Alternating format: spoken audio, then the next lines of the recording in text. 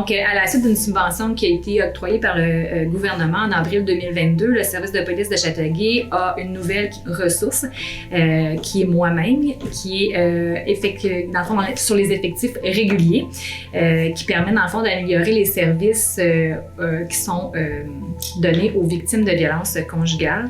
La subvention permet également d'améliorer les pratiques internes et la formation qui sont faites, en fond, aux policiers de la ville de Châteauguay. La recommandation 126 du rapport Rebâtir la confiance du comité d'experts sur l'accompagnement des victimes d'agressions sexuelles et de violences conjugales qui a été paru en 2021 visait à s'assurer que les policiers réfèrent systématiquement les auteurs de violences conjugales vers la ligne d'accueil et de référence pour les auteurs de violences. Donc, durant la foulée de l'amélioration de nos pratiques et comme nous croyons fortement que les auteurs, la prise en charge des auteurs fait partie de la solution, des démarches ont été entreprises auprès de nos organismes AVIF et Violence pour signer, dans le fond, ce protocole de référencement-là. La mise en œuvre du projet pilote permet d'offrir aux auteurs de violences conjugales et familiales l'opportunité d'être contactés rapidement par les services d'AVIF ou de violence après y avoir été invités par le service de la police de Châteauguay. La clientèle judiciarisée, on l'a déjà depuis toujours dans nos services. Ce qui change en ce moment, c'est que la référence devrait être plus rapide.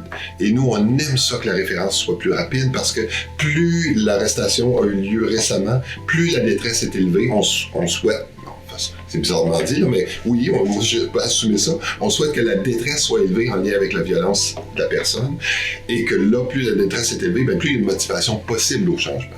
Fait que c'est dans cette perspective-là qu'on est bien heureux de pouvoir rejoindre une partie de la population judiciarisée de façon dans des délais beaucoup plus rapides et à un moment crucial. Ça fait plusieurs années qu'on a toujours été en collaboration avec le service de police de Châteauguay, mais ça resserre nos liens, ça nous donne la possibilité de travailler différemment auprès des auteurs, comme Mario le disait, un peu plus proche de la crise, ce qui nous donne des leviers supplémentaires, puis ce qui nous permet aussi de peut-être déployer plus rapidement notre appréciation du risque d'homicide aussi, puis essayer de protéger la société plus rapidement que tard. Donc, je trouve que c'est une belle mesure prometteur. Ça change un peu nos pratiques, mais on est très content de pouvoir travailler dans le même sens tout le monde, parce qu'on est des partenaires pour toute la même cause, donc c'est vraiment bien.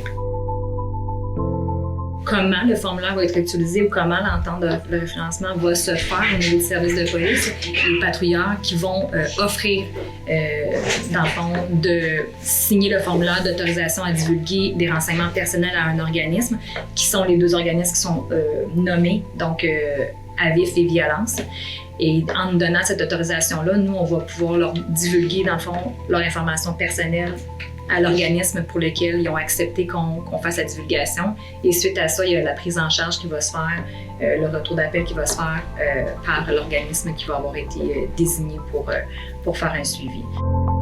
Bien, les policiers vont pouvoir user de leur jugement. S'ils jugent qu'il y a un dossier, qu'il y aurait du contrôle coercitif, que la personne aurait justement utilisation de comportements, soit de violence verbale, puis des fois, ça touche pas nécessairement à une infraction criminelle. C'est pas rattaché à une violence verbale, n'est pas nécessairement rattaché à une infraction criminelle.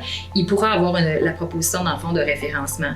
Donc, je pense que dans tous les cas de figure qui peuvent s'appliquer à l'utilisation de violence verbale, de la violence physique ou des comportements de violence, mais qui ne sont pas nécessairement rattachés à des infractions criminelles, il peut avoir la proposition, dans le fond, des services du référencement.